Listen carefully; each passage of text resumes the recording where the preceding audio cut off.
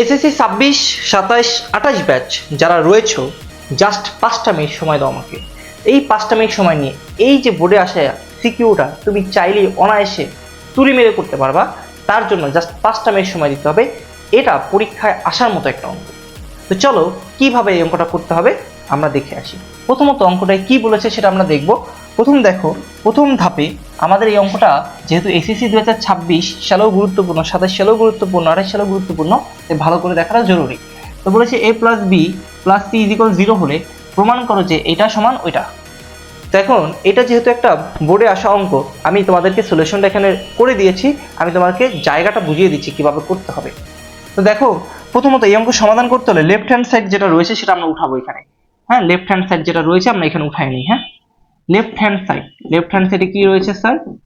Left hand সাইডে রয়েছে, খেয়াল করো, বি প্লাস সি এর হোল স্কোয়ার, নিচে রয়েছে 12 এ বি সি, এবিসি না বিসি রয়েছে, শুধু বিসিটা রয়েছে। তাহলে আমরা কি উঠাবো?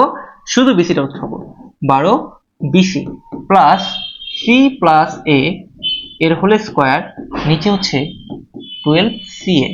এরপরে কি রয়েছে? এ প্লাস বি এর হোল স্কোয়ার, নিচে হবে 12 AB.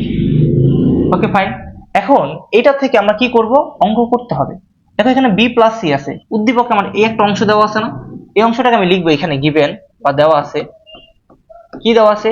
A plus B plus C is equal 0। তো তুমি একটু খেয়াল করো, এখানে বি প্লাস সি আছে না? তাহলে আমার এই পাশে বি প্লাস সিটাকে রেখে আমি ওই পাশে নিয়ে যাই, তাহলে হবে কি মাইনাস এ, পেয়ে গেছি। আবার এখানে কি আছে? সি প্লাস এ। তো আমরা কি করবো? অথবা দিয়ে সি প্লাস এটা বের করবো। সি প্লাস এ যদি আমি এই পাশে রেখে দেই, তাহলে আমার এই বিটাকে এই পাশে নিলে মাইনাস বি হবে। এরপরটা দেখো এ প্লাস বি আছে, এ প্লাস বি অথবা দিবা, অথবা এরপরটা চেয়েছে এ প্লাস বি কে রাখলাম, তাহলে সিটাকে ওই পাশে নিলে মাইনাস সি হবে। তো এই মানগুলো আমি পেয়েছি। এই মানগুলোকে যখন আমি পেয়েছি, সেই বি প্লাস সি এর জায়গায় আমি কি বসাবো? মাইনাস এ এর স্কোয়ার 12 বিসি। ওকে, সি প্লাস এ এর জায়গায় কি বসাবো আমরা? মাইনাস বি এর স্কোয়ার। তারপর হচ্ছে 12 সি এ, নিচে হবে ফাইন। এরপর হচ্ছে এ প্লাস বি এর হোল স্কোয়ার, তাই না? এ প্লাস বি এর হোল স্কোয়ারটা কি হবে স্যার? এ প্লাস বি এর হোল স্কোয়ার মাইনাস সি এর স্কোয়ার, এখানে হবে 12 এবি। তো আমরা যে কাজের পরের লাইনে করব, লসাগু করব। এবং তুমি একটা লাইন খেয়াল করে দেখো, মাইনাস একে যদি আমি স্কোয়ার করি, তাহলে এখান থেকে আমরা লিখতে পারি কত? এখান থেকে আমি কিন্তু চাইলে লিখতে পারি, এটার পরিবর্তে আমি কি লিখতে পারি? এটার পরিবর্তে আমি চাইলে এ স্কোয়ার লিখতে পারি। কি লিখতে পারি? এ স্কোয়ার লিখতে পারি। এটার পরিবর্তে আমি বি স্কোয়ার লিখতে পারি। এটার পরিবর্তে মাইনাস সি স্কোয়ার এর জায়গায় আমি কি লিখতে পারি? সি স্কোয়ার লিখতে পারি, তাই না? আমি একটা লাইন করলাম না, তাহলে এটা কি হবে? এ স্কোয়ার, এটা কি হবে? বি স্কোয়ার, এটা কি হবে? সি স্কোয়ার, কারণ মাইনাস কে স্কোয়ার করলে বেরিশ হয়ে যায়। তো এখন পরের লাইনে এটা কিন্তু আমি চাই লসাগু করতে পারি। যেহেতু আমি লসাগু করতে পারি, 12 আছে, 12 দিব। দেখো কমন আনকমন যেগুলো আছে সেগুলো নিব। এ এ এ নিব, বি আছে বি নিব, সি আছে সি নিব।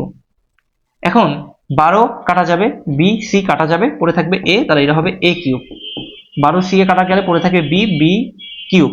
এখান থেকে এ বি কাটা গেলে পড়ে থাকে সি, সি এর সাথে গুণ করলে হবে সি কিউব। তো এর পরের লাইনে খেয়াল করে দেখো, এখানে এ কিউব প্লাস বি কিউবের একটা সূত্র ফেলাতে পারি। মান নির্ণয় সূত্র রয়েছে, A plus B whole cube minus 3 A B into A plus B, এটা পড়ে থাকে প্লাস সি কিউব। এখন পরের লাইনে এর নিচে হচ্ছে 12 এ বি সি, উপরে এ প্লাস বি এর জায়গায় আমি কি বসাতে পারি? দেখো এ প্লাস বি সমান পেয়েছি কত? মাইনাস সি পেয়েছি। তো আমি এখানে কি বসাবো ভাইয়া? মাইনাস সি বসাবো। মাইনাস সি, এই মাইনাস সি এর উপরে কি দেবো? কিউব দিব। মাইনাস 3 এ বি, তারপর হচ্ছে এ প্লাস বি। এ প্লাস বি বলতে আমরা মাইনাস সি কে বুঝবো, এরপর হচ্ছে প্লাস সি কিউব, নিচে হচ্ছে 12 এ বি সি। এরপরের বাকি লাইনটা আমরা এখানে করি। এখানে করলে হবে কি? খেয়াল করো, এখানে সি কে কিউব করলে হবে মাইনাস সি কিউব, তারপর হচ্ছে মাইনাস 3। দেখো এই মাইনাস হয়ে যাবে plus 3 A B C plus C cube.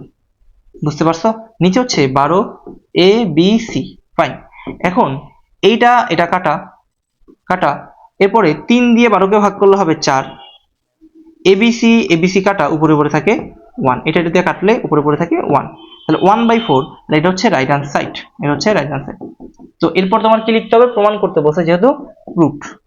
তো তো প্রুভড লিখতে হবে। তো আশা করি বুঝতে পেরেছো, এটা হচ্ছে সম্পূর্ণ অঙ্কের সমাধান। যারা পিডিএফ পেতে চাও অবশ্যই কমেন্টটা চেক করবা, প্রথম কমেন্টটা চেক করবা, আর যারা হচ্ছে পিডিএফ পেতে চাও অবশ্যই ডানটা লিখবা। ওকে, আশা করি ক্লিয়ার। কোন অঙ্কে তোমার সমস্যা সেটা আমাদের কমেন্ট করে জানাতে ভুলিও না। ধন্যবাদ, ভালো থাকো।